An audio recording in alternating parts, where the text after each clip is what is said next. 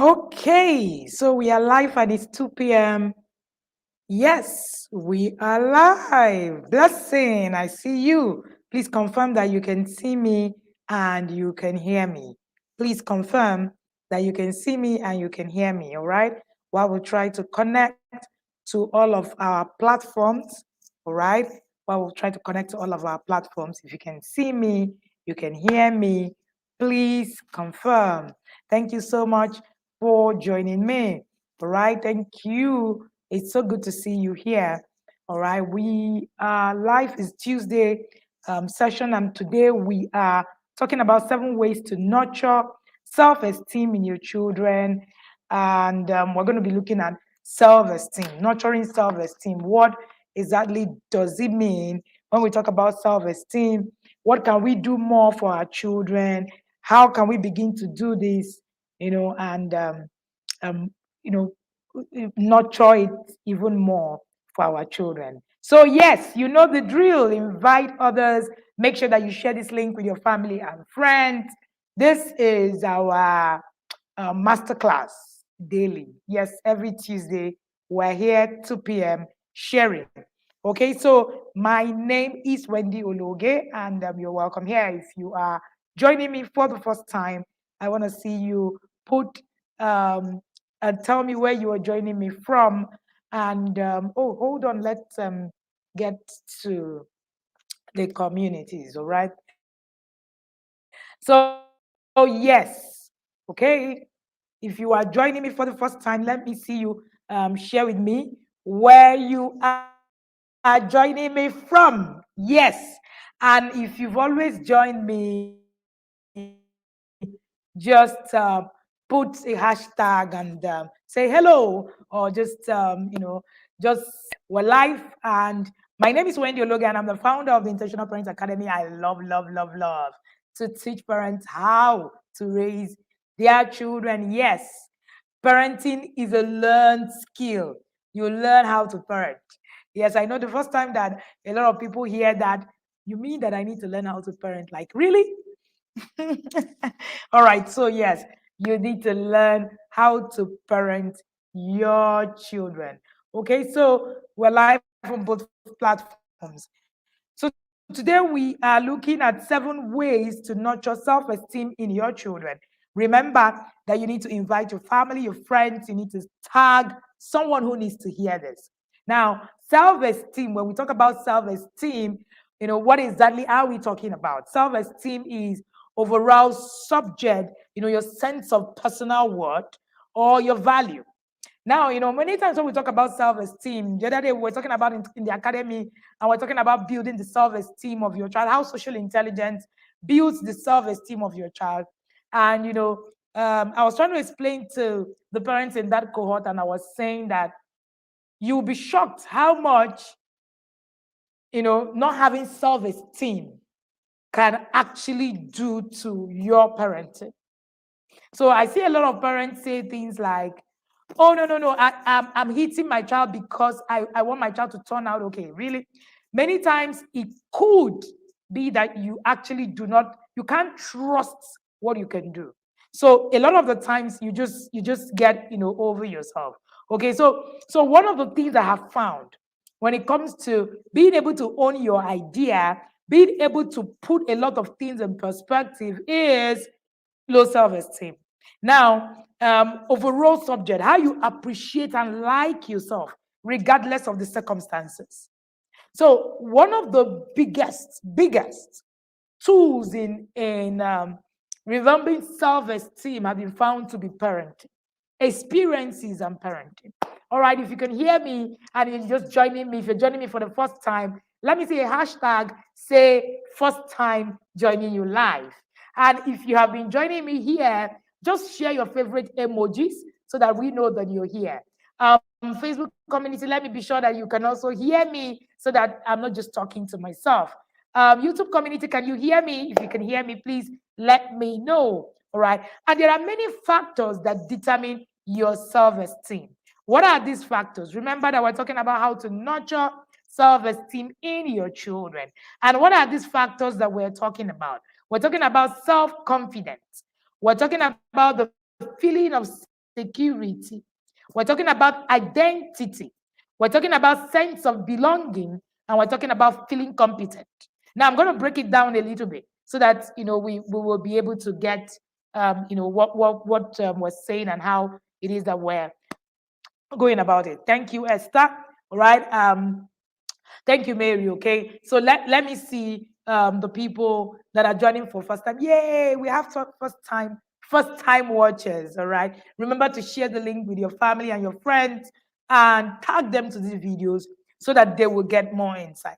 Now, when we talk about self-confidence, a lot of people had their self-confidence battered, shattered growing up.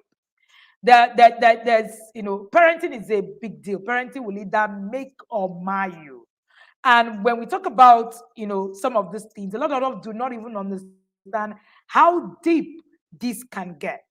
A parent reached out to me just a few days ago, and we're talking about, she said she has seen that her sister has been struggling.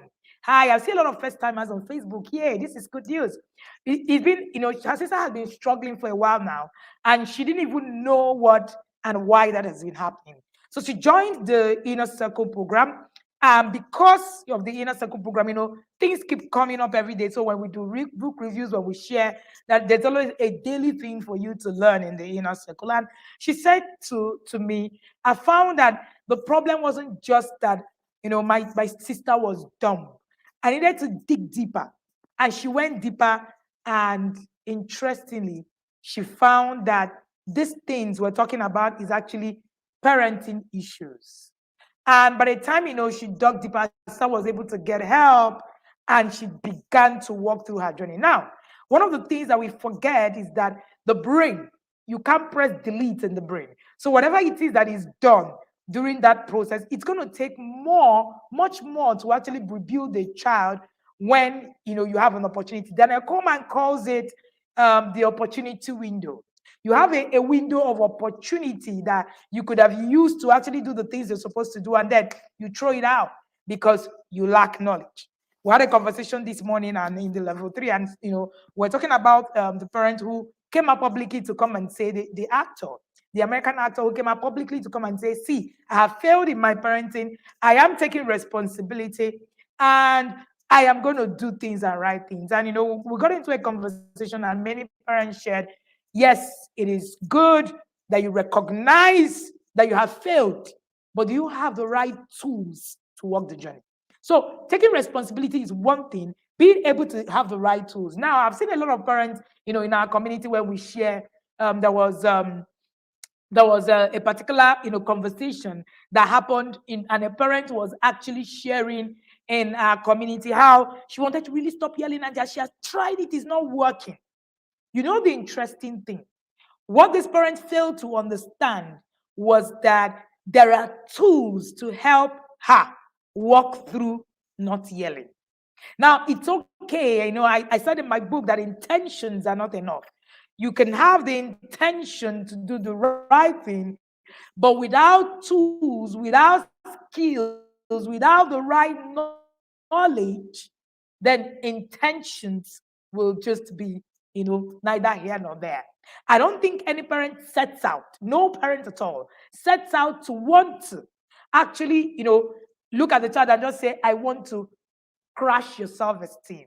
I want to look at your self-confidence and just make a mess of it. I want to make you feel insecure.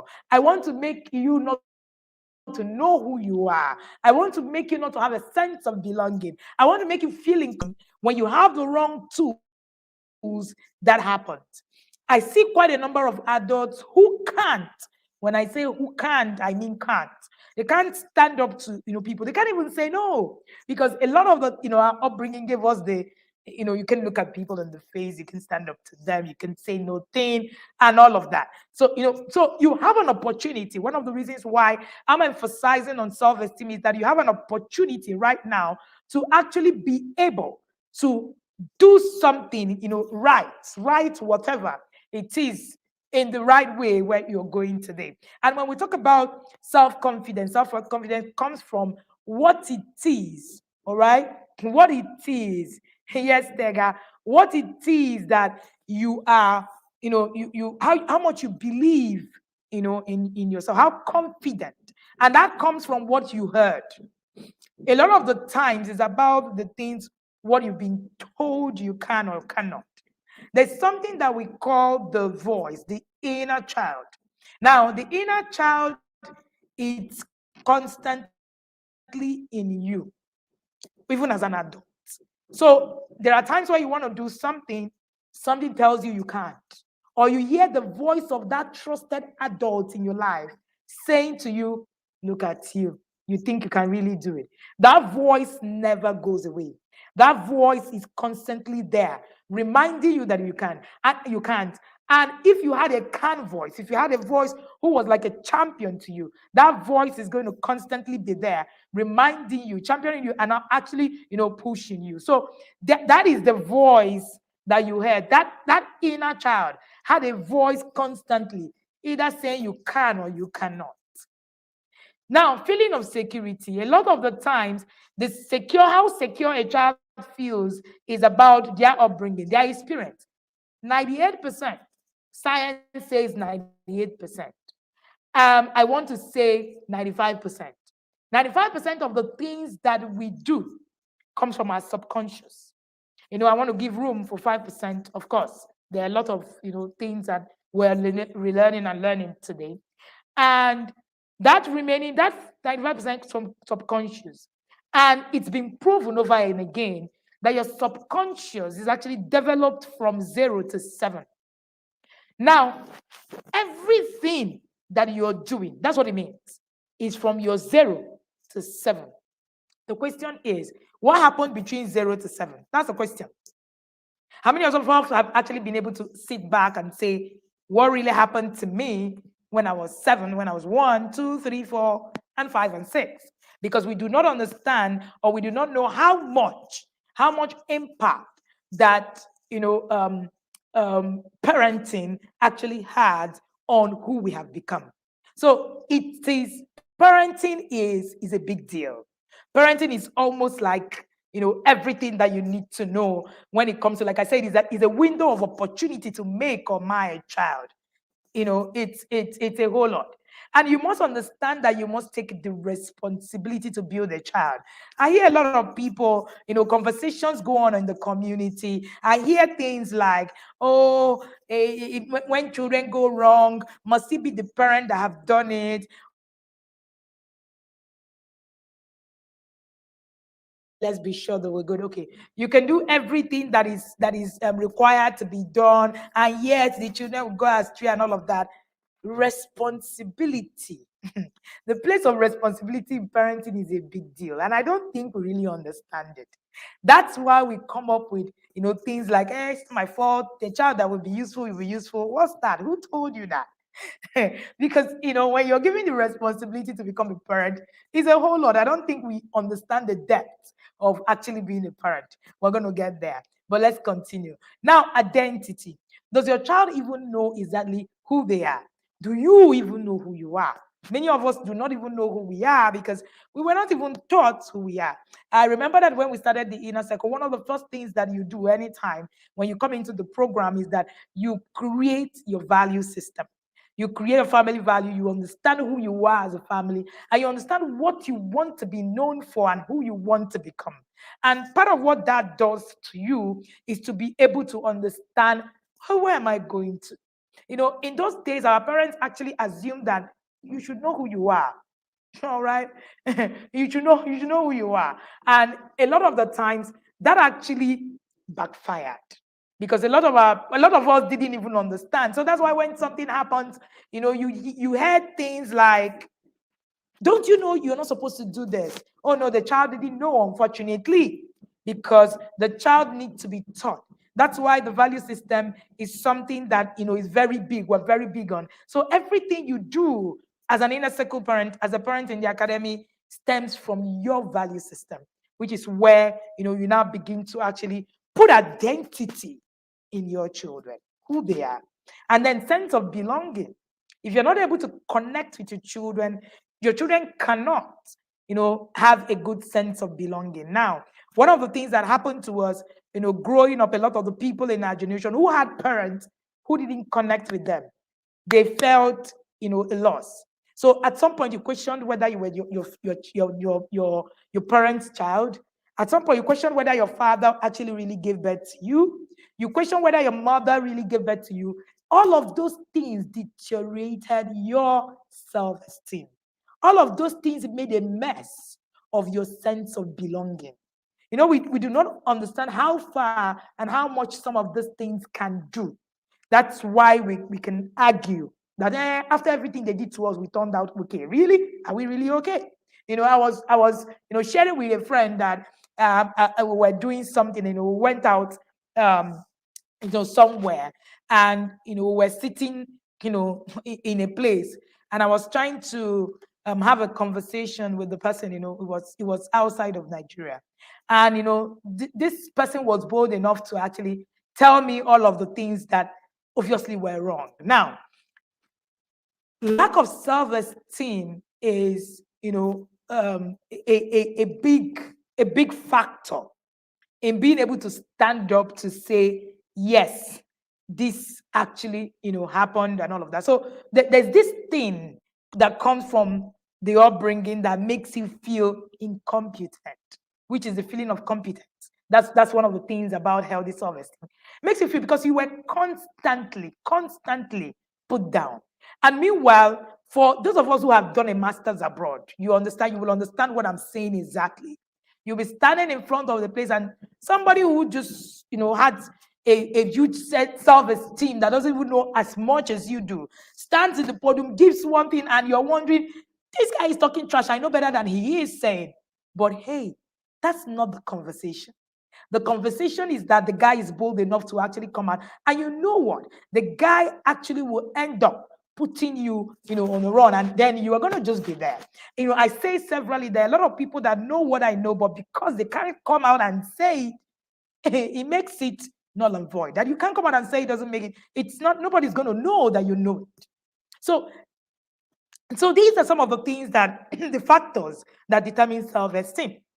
And all of these past factors are being shut down in our parenting using disciplinary methods, the things that they said we should, they said we should do it, and all of that. And then, we're coming out and we're turning out, the same circle. And because we also do not understand a lot of these things, all right, there's also the place of we don't even understand, like I was talking about who we are. And that's why you come, in a conversation, and there's an argument that somebody actually boldly tells you that flogging a child is African. And, it breaks my heart when I hear things like that, because it means that we don't even know who we are. We're not even confident enough to actually, begin to ask questions, begin to, know more. We don't know who we are. All right, because it's not even African to it's not a history of the African people to hit children. So it's interesting when I begin to see how much whatever it is, how we're raised, have actually given us to low self-esteem. So we believe that, once a child is African, a child becomes difficult. So you need to actually fight and kill the child, beat the child, become aggressive for the child to hear you, because you don't even understand. It's a mark of, low self-esteem. It has a lot to do with it, because we don't even understand identity. All right. So you could start from even understanding history. Okay, let's roll. So self-esteem impacts decision-making process. Now, when we talk about decision-making process, hi Becky, hi Marybeth, I see you guys. When we talk about decision-making process, a lot of adults, you and I, cannot make decisions on our own, cannot decide, you know what, this is not working and I need to find help. That's why, you come to a public forum, and, a lot of people put in a lot of things in the offering, and then somebody comes and says, oh, right now I'm even confused. They've shared so many things. Like, really? So decision-making process, you can't even decide, I need to take this step and I need to take it now. Because you decide that you want to take that step. Then you call a friend and they say, oh, I want to register for a parenting program. And the friend says, what are you talking about? That's nonsense. What are you talking about? And the friend is able to convince you into being able to make a decision that can be meaningful to you. It impacts is low self-esteem. Not being able to actually make decisions is an impact of low self-esteem. Another one is on your relationships. It's very interesting, right? People who have high, healthy self-esteem are able to maintain healthy relationships with others because they have a healthy relationship with themselves. You need to build a healthy relationship with yourself first, like you, like who you are, how you appear, and all of that. It is low self-esteem, actually, not to be able to, like you. And it's no fault of yours. Trust me. I know what I'm talking about. When I say it's no fault of yours, it's no fault of yours. Parenting actually gives you some of these things, where you've been told constantly that you're a nobody. So every time you look at yourself, like, oh, well, I'm just a piece of trash. You don't even know that that's what you're telling yourself all the time. And then when times come where you're supposed to actually bring value, you're not able to, because it's about transition, transcending value and all of that. All right. So who is helping us? Right. I said your relationships. Health, self-esteem impacts your relationship. So it is self-esteem. Healthy self-esteem is actually equal to high self-esteem. Thank you for reiterating that. Thank you, Auntie Tim. I see you. It's actually equal to healthy self-esteem. Your relationships, you are able to have a better relationship with people. You are able to, interact with people without, feeling, fighting and all of that. There's so many of us who cannot build healthy relationship with others. In fact, I have seen many marriages crash because of low self-esteem, because of inability to build healthy relationships, because you would need to build a relationship with you first. So that's why we get into marriages, and we have the mindset that when you get into a marriage, this person is supposed to, now make you. I don't know. I don't even understand some of those mindsets. You begin to become too needy in a relationship. It's a self-esteem issue. All right, because you now begin to look for the things that you never had. You need to be able to work on you first for that to actually work. Look, self-esteem also impacts on your emotional health. You have a realistic and appropriate expectations of yourself and your abilities when your self-esteem is high. You are able to, many of the times when I look at how parents, parent, I understand that these come from a lot of low self-esteem. The shouting, the screaming, the controlling is coming from a place of low self-esteem. It's not normal. So don't ever look at yourself and say, I'm always screaming. That's how I am. That's what my parents, that's what they did and it worked for me. No, it's not normal. Your need to always want to control the next person is a problem. It's a self-esteem issue. So whether the person you're trying to correct or control, in quote, person you're trying to control is your child or your friend or your what, is a self-esteem issue. Where you want to be the only one saying something. There's something wrong with that system. It's not normal. So when you come out and you say, no, my emotions are everywhere, and then no, there's something deeper than that. There's something deeper than that. Every child who was, constantly talked down on, you find them two extremes. They become timid and, or they become very aggressive. Now, we've been talking about bullies. We've been talking about bullying. Do you know that bullying, people who bully people actually have issues with self-esteem? That's why they actually, that control, that thing you're constantly, saying, and say, it was done to us and we were okay. No, you're not okay. There's something wrong somewhere. It's not okay for you to want to control people. It's a problem. It's a huge challenge. You're constantly in a system where you are thinking of, oh, my child did this. Why would my child do this to me? It's a problem. And until you recognize there is a problem, it actually doesn't really stop. All right. So it impacts your emotional health. So a lot of people who lack, who have, an unhealthy self-esteem, they're the ones that are all over the place, screaming, jumping, trying to fight the marketplace and all of that and all of that. It's a low self-esteem problem. Many of the times, if you learn to control your emotions, you will understand what I'm saying. It will even impact how you carry yourself. You will understand that it's not just okay for you to just do something. You understand that some things are not worth it.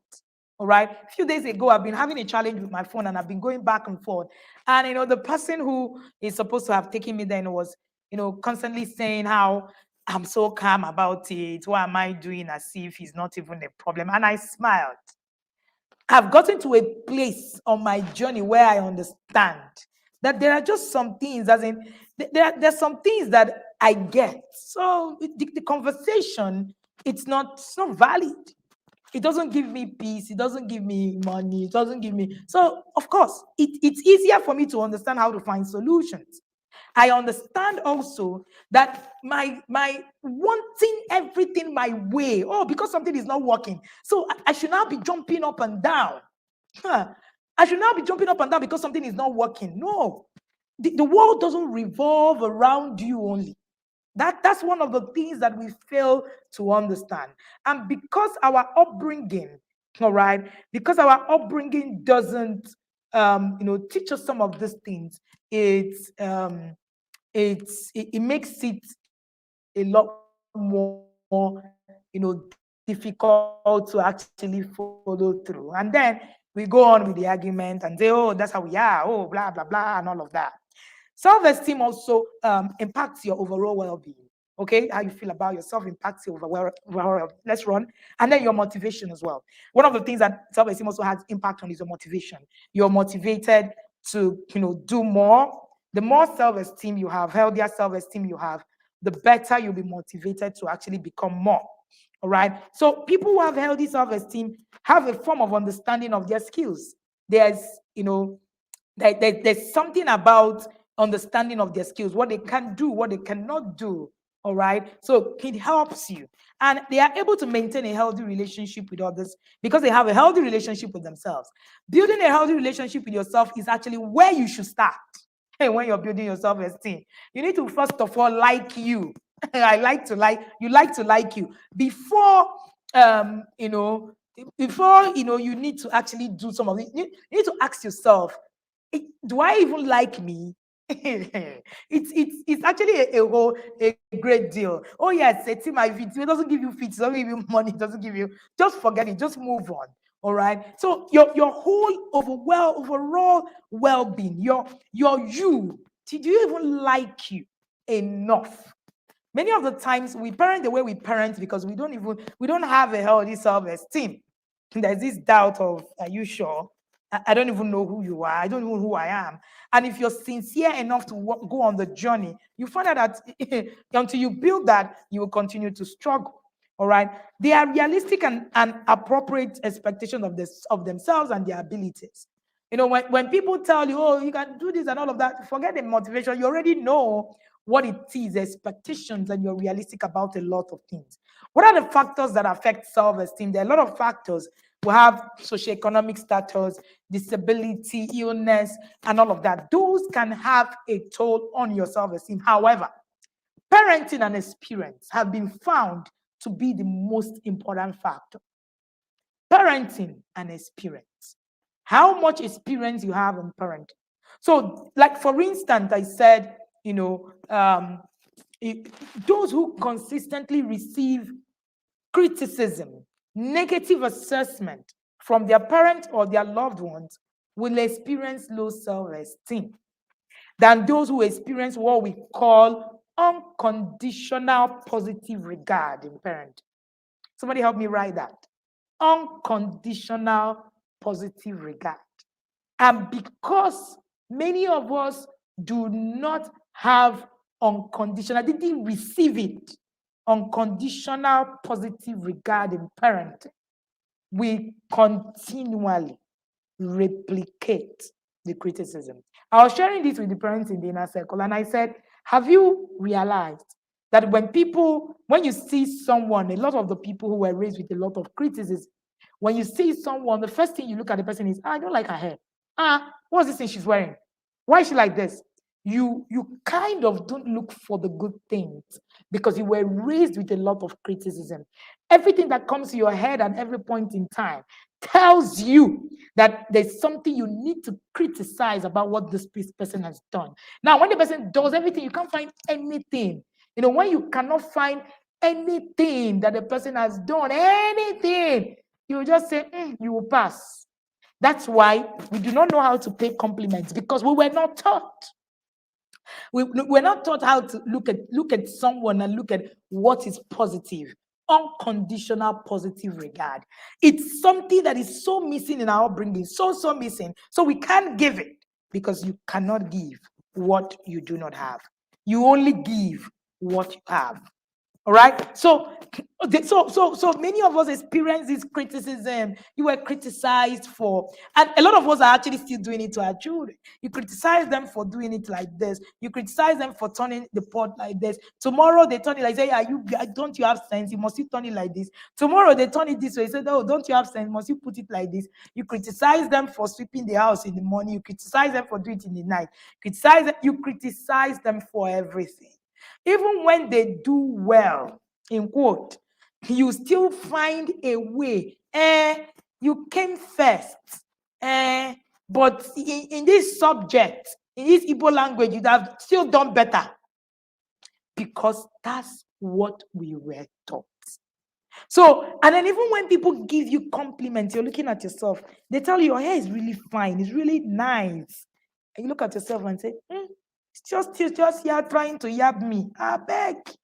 Do you know I was reading a friend's post recently, and it was talking about receiving. A lot of us, especially when you grow up in a certain, setting, do not know how to receive gifts. People give you gifts, you're like, don't worry. It's not really, don't worry about it. It's not, don't give me. Because you're not used to, when you read the book of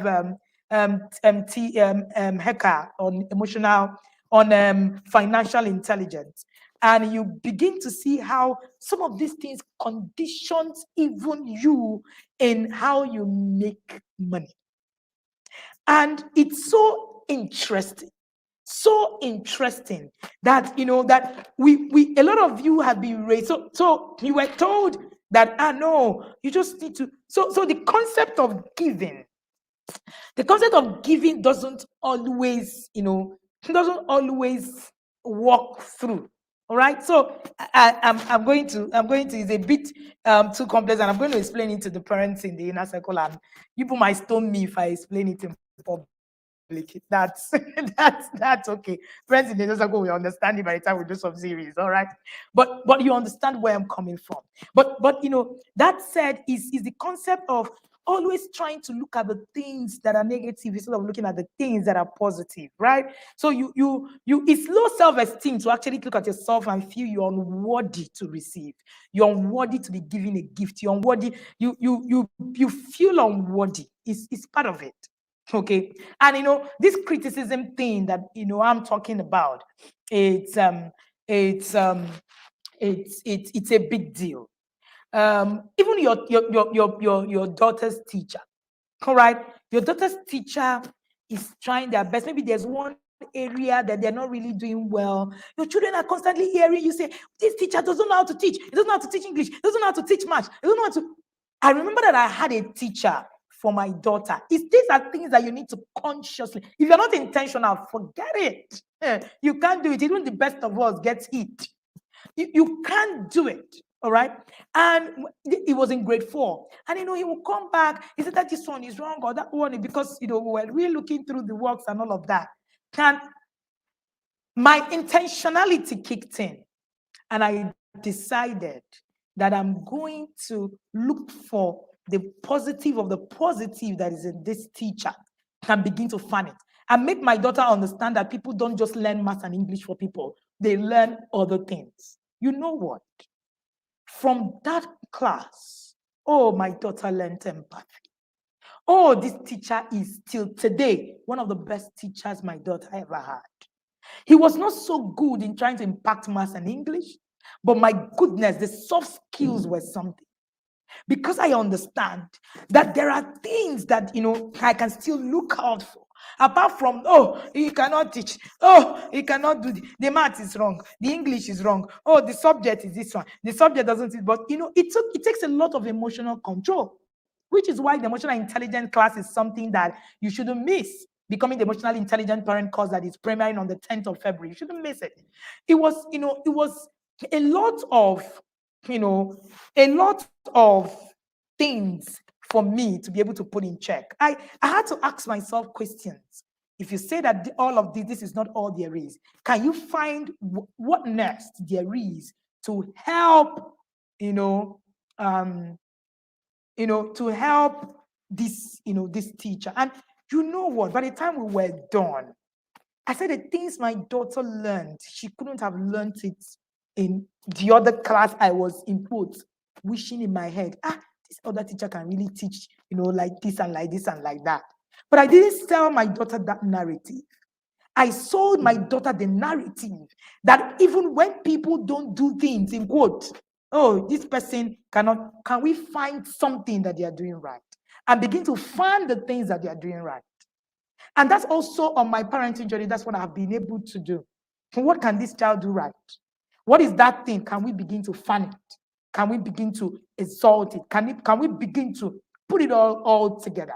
All right. So when you tell me, oh no, oh, I cannot, my emotions is not in check and all of that, it's a big deal. Some of these things that we turned out okay, it's not that we turned out okay.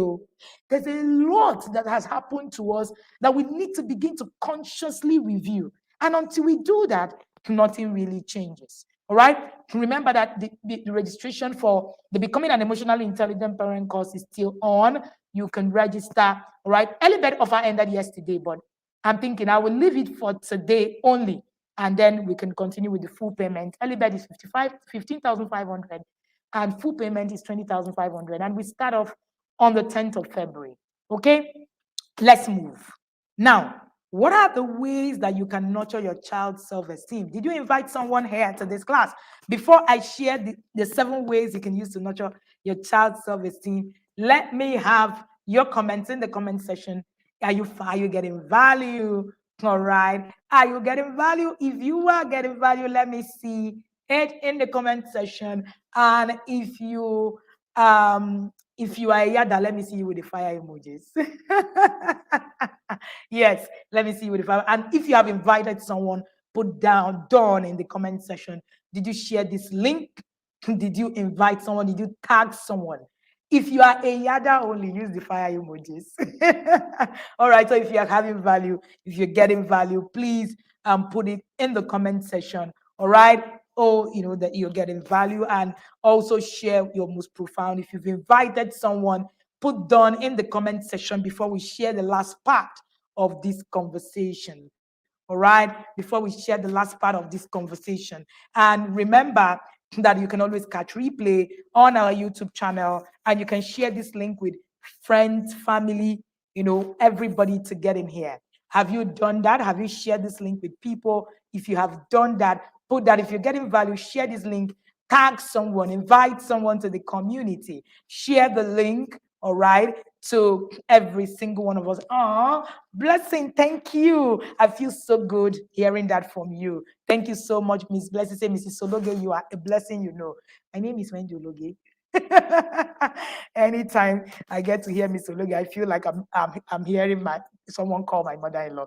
That's a joke. That's by the way. Omalola, I see you, senior the others. All right. So if you have invited someone, put down in the comment section. Remember, this is a quest to actually get more and more parents on the system, on board with us, because the whole idea is to have more people understand what we're talking about. The better we raise people, the better people, are raised, the better we become, as a people. All right. So Okay, as I see you, just tag a person. If you're on our Facebook community, you can tag the person or you can invite them. You need to invite them because you can't share in a closed community. Thank you. So we move, like we say in Nigerian Palace. If you are not a Nigerian, right? We move means we proceed. Okay. So 7 ways to nurture your child's self-esteem. Number one thing that you want to do for nurturing your child's self-esteem is, number one, is that you need to stop preventing your children from struggles and failures. Someone help me put that in the comment section. Stop preventing your children from struggles and failures. Allow them to take healthy risk. Allow them to take healthy risk. I'm going to explain. When you prevent your children from struggles, from failures, from the things that they need to learn, they can't get motivated.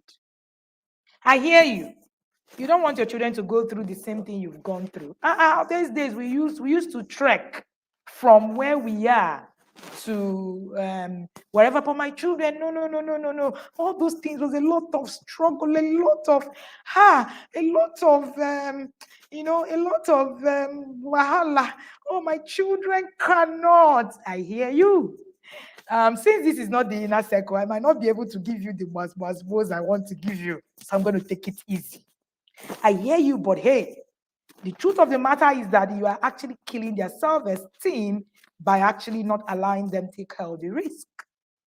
So your children cannot move from here to here. It's been one year to the second year for a particular parent. She came to me and she said, "Oh, my child walks to school." You know, when people come up and say, "Oh, the place is so unsafe," and all of that, I get you. I understand. Just remember that you're going to be raising a child who wouldn't understand that struggles, failures, who won't be able to build how they can walk through a process. So struggles and failures actually makes your child prove to themselves that, hey, I am here, I can go here, and I can become here, and I have been able to conquer, and I'm able to look back and say, yeah, I did it. It gives your child a kind of motivation. There's something that it does. Human beings are created to solve problems. Human beings are created to create. Yesterday in our inner circle class, we host the class, weekly, and then I was telling them how you're created to create. So if you're not creating, you see the motivation to be human is gone. So let your children take healthy risk. Remember, I said healthy because it's important that you are sure that it's not a risk that is going to kill the child. Let your children take healthy risk. Allow your children to struggle. It is okay. Allow your children to fail. It is okay. I shared it one time in the community, and then some people came, no, what are you saying? My children will never go through what I went through. All these coaching you people are giving, I just smiled. It's fine. It's okay. It's okay. If that person was in the academy, I would have brought out my whip to whip the person's bum, but so it's fine. I didn't have that kind of capacity. I just looked at the person as, it's okay, it's fine. We're going to be all right, all of us. But it's important that your children are able to fail, see how they go through the process. That's why you're having more and more children. You fail an exam, you cry, and then you say you're going to kill yourself. Like, really? It's because your child doesn't even believe that they don't even believe in themselves. They have a crushed self-esteem because you made failure look like the child fails and then the world is ended. Why? A child can fail and it's okay to fail. My children understand that very well. So you need to understand that these things actually help your children build resilience and be able to believe in the process. So until they walk through the process, all right, until they walk through the process, your children are not able to actually do a lot. They need the process to be able to begin to believe in themselves. Okay, that's number one. Number two, you need to use the discipline that works. I'm sure it's the parents in the inner circle that will understand more of what I'm saying. Not even the level one parent, level two, level three. Yes. You need to use the discipline that works. Now, self-esteem is one thing that gets, in fact, seriously eroded at the point where you are trying to discipline. The reason is simple. The reason is because by the time when the child does something wrong, you are agitated, you are afraid.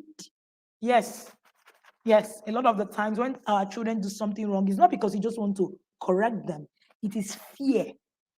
There's a fear in you that tells you that if you don't correct this, and see how it works. Your child comes to you and lies, and in 2 seconds, I'm not joking, in 2 seconds, part of what we're going to be teaching at the emotional intelligence class, the emotional brain.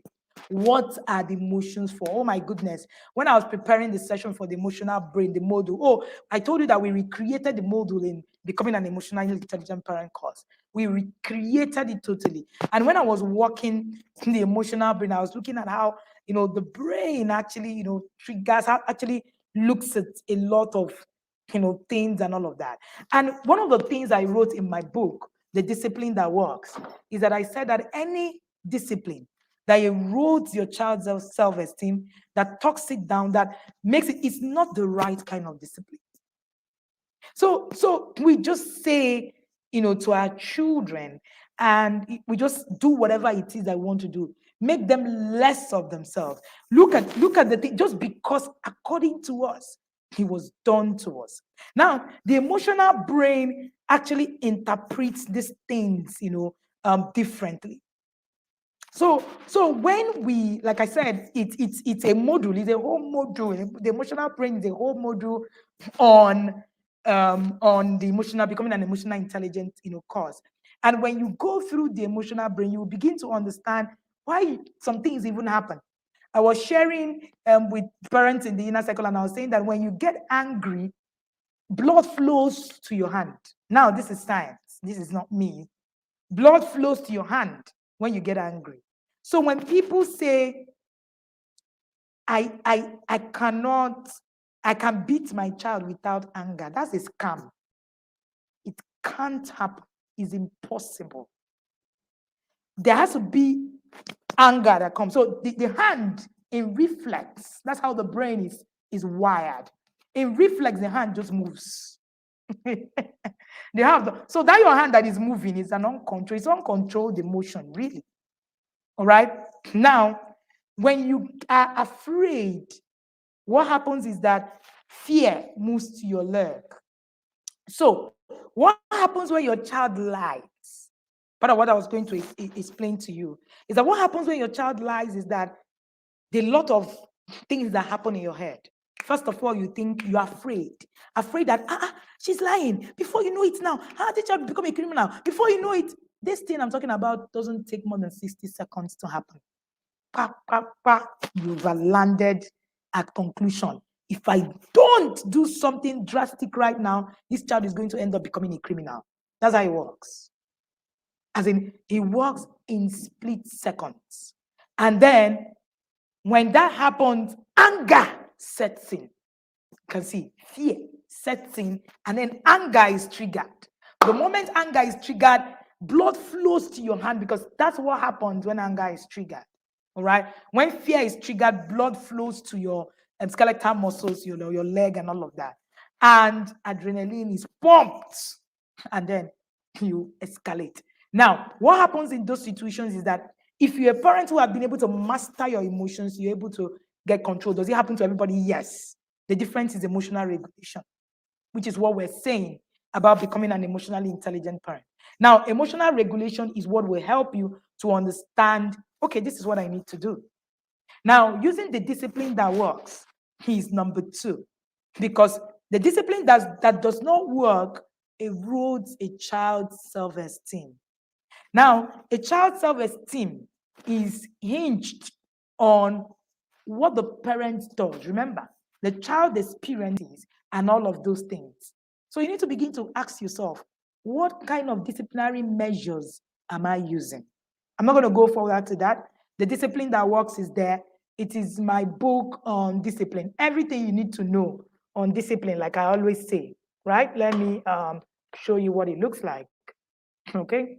So that's my book on discipline. And you can always get a copy. And you can also get a copy of Connect to Correct. That's where you should actually start from, actually. And then move from there. So this is 2 books on discipline. Connect, Correct, the discipline that works.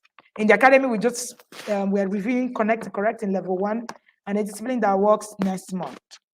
Now, point number 3. You need to learn to take responsibility and work on your emotions. Working on your emotions precedes this also using the discipline that work on your emotions. Children who are yelled at continuously have been found to have low self-esteem because there's something about there's something that startles people when you are constantly yelling at them. There's something that happens in the brain that actually shuts down, that part of it. In fact, it shuts down the learning center. So it's either your child turns off inability to shut down the learning center, or the child actually is afraid. So it erodes their self-concept. So you need to understand that your emotions, take responsibility and work on your emotions. Your emotions is your responsibility. I see parents who say, it's my child that made me to be shout. These children are always making me shout. Like, really? That's an irresponsible talk, really. These children are always making me shout. No, that is you not being responsible for your emotions. You're not responsible for your emotions. All right? And that means you don't even know who you are. There's something we call trauma and emotional relearning.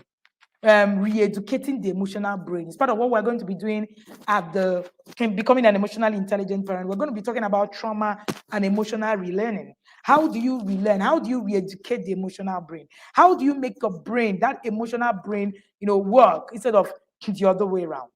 Now, there's something that I said in my book, The Discipline That Works. I said that punishment impacts the emotional brain, while discipline impacts the thinking brain. They're not the same. So when you punish a child, there's a trigger on the emotions. When you discipline a child, there's a trigger on the thinking part of the brain. Now, the thinking part of the brain is now what makes it the child to actually take action, to actually be able to be corrected. But that's why when you beat, you're going to continue beating for the same thing. The things you beat for, think about it. You're going to continue beating for them because the thinking brain is not impacted. The emotional brain is what you're impacting. So part of what we're going to be doing in that class is to look at how you can re-educate the emotional brain and begin to work, things out. I've shared 3. Number 4, you need to learn to connect with your child. The more connected you are with your child, the more you are able to build their sense of belonging and also their feeling of security. Now, sense of belonging, feeling of security is a big deal for a child who is trying to build their self-esteem concept. The younger a child is, it's been proven, the less self-esteem that they will have. But you can so you have an open check to help your child. Okay, so that is it. Number 4, connect with your child. Number 5, who's helping us write? Let's know. Let's know the next one. Number 5. All right. Another thing you want to do is that you don't overpraise your children for the things that they do. Now, when we talk about overpraising, a lot of people do not understand this. So when we say praise your children, don't criticize them. No, we're not saying make your children become a praise junkie. We're saying praise the process your child takes. Do not praise the results. The growth mindset, the fixed mindset. When you have a fixed mindset, you are stuck. As in so it's about the end result. When you have a growth mindset, it's about the process, it's about the things that you put in. So when you praise your children right, you're going to be praising, your child does something. You're looking at the process, that thing you used to get to that thing. It helps your child. Your child cooks food and everywhere is messed up. When my daughter started cooking, oh Lord, it's like a tsunami when you come to my house. And for every time that happens, it helps me because of what I know. I'm able to understand that this child, I am going to get her to understand how to tidy up while she cooks and also be able to praise her process and not just her result. So I figured and I put more effort in the process.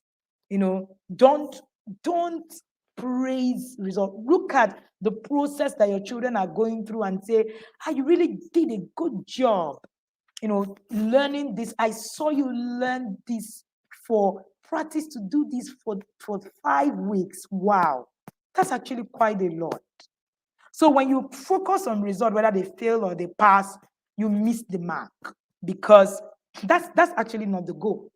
The goal is to be able to teach. Remember that your child is learning, so they're going to be making mistakes, and it's not out of place to make mistakes.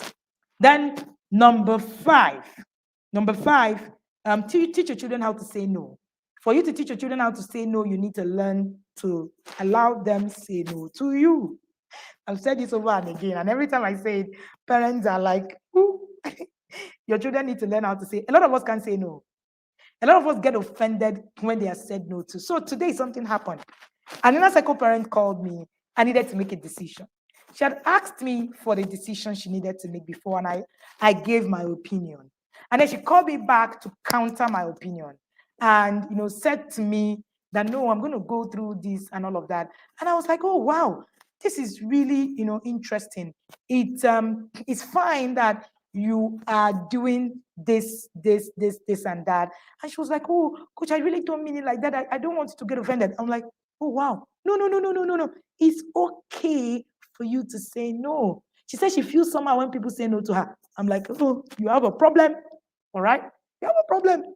Because you need a lot of no's. You need a lot of no's to get the yeses. So because you need to understand, again, that the world does not revolve around you. Everybody must not say yes to you, including your children. You will begin to step back and begin to unlearn something.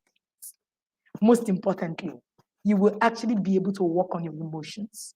And when you work on your emotions, it makes it a lot more easier to actually do a whole lot of things. Because your emotions are no longer, all over the place. Your child says no to you. You are partying, you are holding the cane, you are jumping, you disobeyed me. Why did he say no? And all of that. This is another conversation for another day anyway. But you need to teach your children how to say no, stand up to people and say no. That's why people ask me, oh, you're not stressed, you're not overwhelmed, you're not. When I can't take a job, I say no and I don't feel bad about it. You grow to the point where you are able to actually say no and not feel bad about it. When you feel bad about saying no, there's something wrong. All right. So you need to actually be able to get to that point. Okay. It is very important. The last, teach your children responsibility. There's something called, they're actually about 10, more that is on self-esteem. But more than that is actually that I created a module on what you can do as an individual to create self-esteem system in your home for yourself. Because I find that a lot of parents are not even, they don't even have a healthy self-esteem. So teaching it is even a problem. So part of what we're going to do in the Becoming the Emotionally Intelligent Parent course is that we're going to be helping you to look at what you can work on self-esteem. So we're going to be, guiding you on working your self-esteem, something you will be grateful that you got. Okay, so you're going to walk through it and you'll be able to actually take a look at so many things that you are doing, and then recreate it and begin to redo it. Let your children take responsibility. That's the last one. Let your children do chores. Let them take responsibility in the home. Taking responsibility, all right? Taking responsibility is a big thing, because we do not even understand that taking responsibility is part of, making your children feel accomplished. Motivation. Your children need to be able to finish something. People think, oh no, my children will be so tired. Oh, when I give my children chores, oh, during school days, they can't read, as if book, according to my friend, as if book is the only thing your children came to the world to do. That's not the only thing that exists. There's a lot more that your children need to learn and do, apart from just reading book and passing. Somebody was asking me how my daughter, from the time my daughter was in grade 5 and 6, she started to wake up my daughter and then our son. Both of them wakes up first. They wake up, prepare things in the house, prepare the food, put things together. I stopped waking up when they were in like grade 4 or so to make sure that, oh, are you ready and all of that. Your children need to learn responsibility. Let them, in fact, people say, so your children do all of these. What time do they? I remember sharing how my daughter cooked, food one time, and shared how she gets back, does food in the morning, gets back, does, and how our son does this, and all of that. And somebody said, your daughter will be so tired. Won't she die? Won't her legs break? Will she even pass exams? And all of that. I was just laughing because it made me laugh because my children have never been anything below an A-list student. It doesn't stop them. They don't need to, you don't need to put all of that. I don't understand how we got here, but I see a lot of you say, oh my God, if they do sweep room during the week, they don't do any chore, they don't come back and read. Like, really? Your children will finish reading and they won't be able to use it because their self-esteem is eroded. Remember, we're talking about self-esteem here. We're talking about how these things will boost a child's ability to stand and actually take charge. That's what we're talking about. Talking about being able to be responsible. Now you're saying, oh, the child needs to pass exam. Please, don't get me wrong. I am all for let your children do all A's, but I am all for balance, please. Because I've seen people, I know a lot of people who were tops in the class who cannot use their skills. Not because they don't know how to, but because they lack the self-esteem. They lack the self-esteem to actually be able to. So let your children learn. Self-esteem can be the game changer between the child who knows and child who doesn't know. Why do you think that someone who will come out tops of the class cannot run an industry?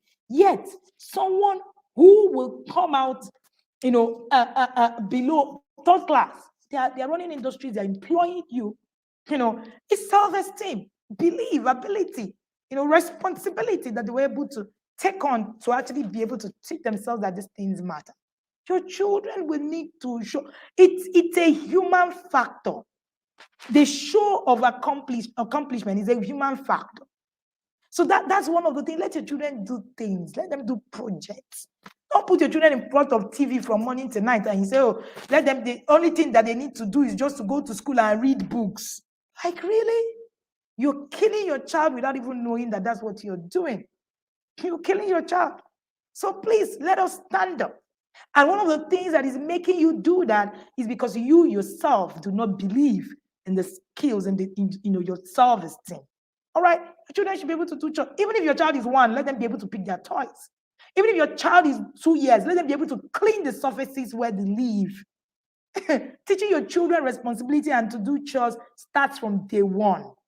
My children understood from the time they were 1 that if you play with your toys, even when they were crawling, you go and pick it and put it in the basket. It was compulsory. I'm not going to do that for you. All right? In the name of I'm giving you what it is that I was not giving while I was growing up. We need to actually understand the role, some of the things. So the things we're supposed to be giving our children, we're not giving them. The ones we're supposed to take out from our upbringing, we're not taking out. So what we have done is look at, quick fixes. I'm going to beat my children and beat them anytime they do anything wrong. That's how I was raised and I don't care. And then my children are not going to suffer. Anything that happens to them, they will not pick pin, they will not, all the suffering I suffered, they will not, you're killing the child. Because the child, both things that will erode their self-esteem, that's what you're doing. So we must understand what is the right tool to actually use per time. The question is, are you knowledgeable enough to know exactly what it is that you need to do? All right. Like I said, today is the last day for you to be able to pay the fee, the early bird fee on becoming the emotionally intelligent parent. There's a lot that you can find in my brain. Like, I will say to the parents in the inner circle, my brain is not on Google. So don't bother Googling it. Okay. So what I would teach you in that class is not on Google. Trust me when I say so. All right. So there's a lot for you to learn in that course. For you, I'm going to jump on this offer today. That is the last day for the offer. By tomorrow, you're going to pay full fee. We already have 61, 62 parents as at this morning. I don't know how many they are. So don't feel that, oh, it's because there's really nobody in the course. No, we have quite a number of people on the course already. All right. So it is because you actually need to learn. That's the reason why I'm sharing this with you. You need to learn so that you can do better for your children. The better you become, the better your children become.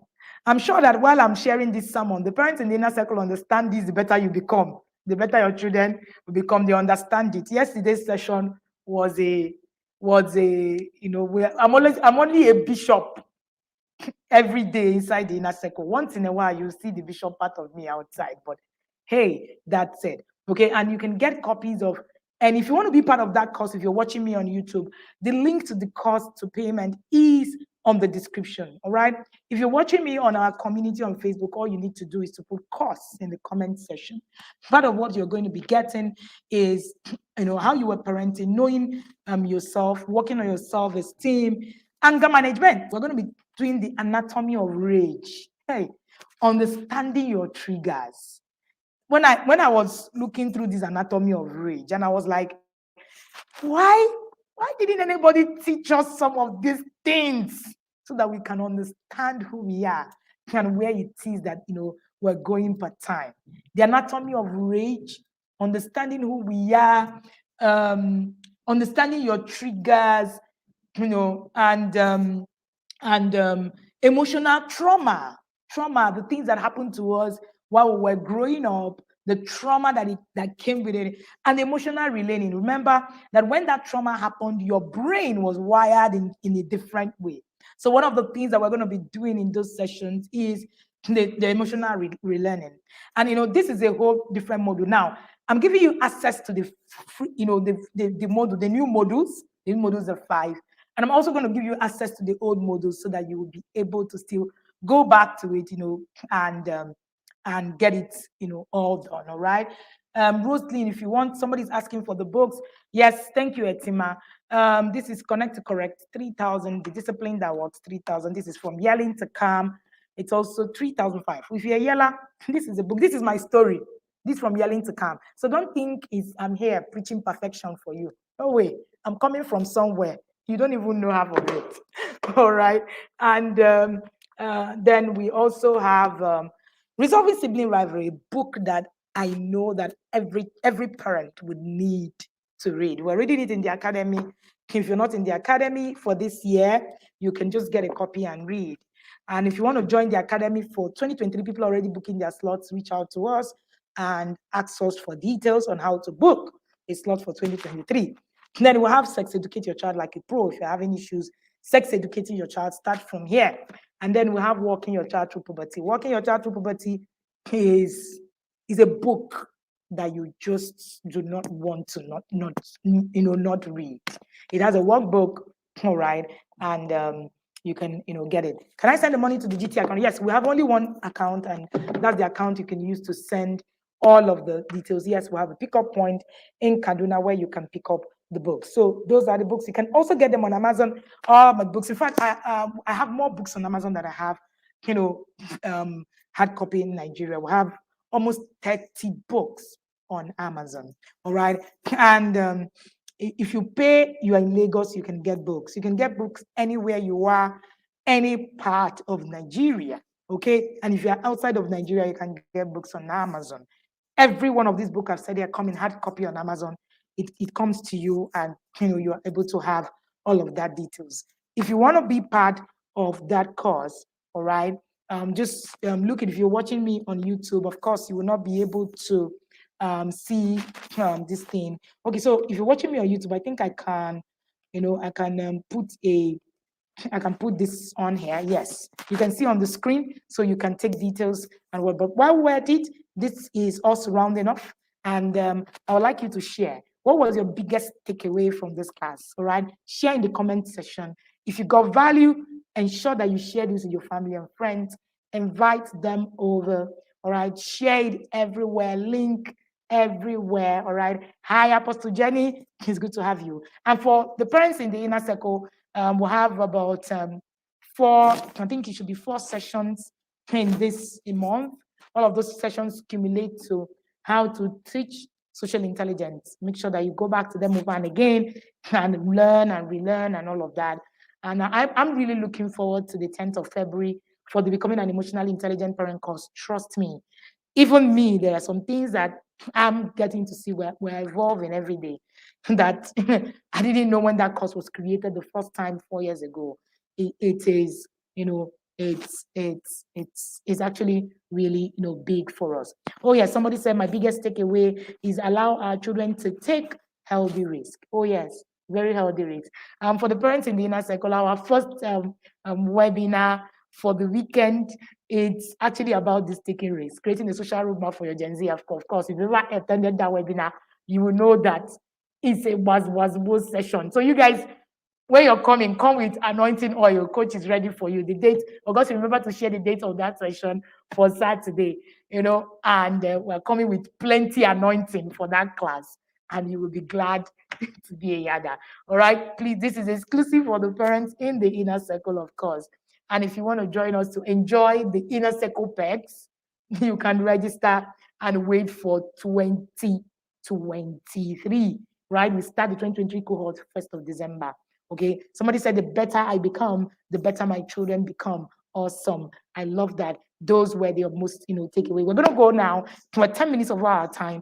I usually like, not to take that over. The better I become, the better my children become. Awesome, great. Thank you so much, everybody, for joining me today. I remain VC. My name is Wendy Ologe, and the Inner Circle parents want to, or popularly call me VC, or some of them call me the parenting bishop. All of the names that I love. All right. You can follow my personal timeline for those of you on Facebook, Wendy Ologe, and you will see quite a lot that I share. All right, and you'll be able to take that in over and again. All right, or can join our community, everywhere else. All right, and you can also share screenshots of this conversation anywhere you are, and so that get your friends and family to actually get this in. All right, if you have questions, reach out to us privately. If you want to book a session with us, reach out to us privately. If you want to get into our one-on-one coaching, 6-week coaching session, that is not the inner circle, talk to us privately and we'll have all of that, done for you. Okay. Thank you so much, everybody. And to have an amazing, amazing week. See you sometime in the week when we come live again. But this week we have, quite a lot happening. It's end of the month. End of the month in the inner circle is quite a lot. So end of the month, we'll see the parents in the inner circle this weekend with a lot of, back to back. Thank you so much, everybody, for joining me. I had fun watching this, and I remain Wendy Ologe, and I'm the founder of the Intentional Parent Academy. Thank you so much for believing that I can give you something of value. See you next Tuesday, same time, 2 p.m.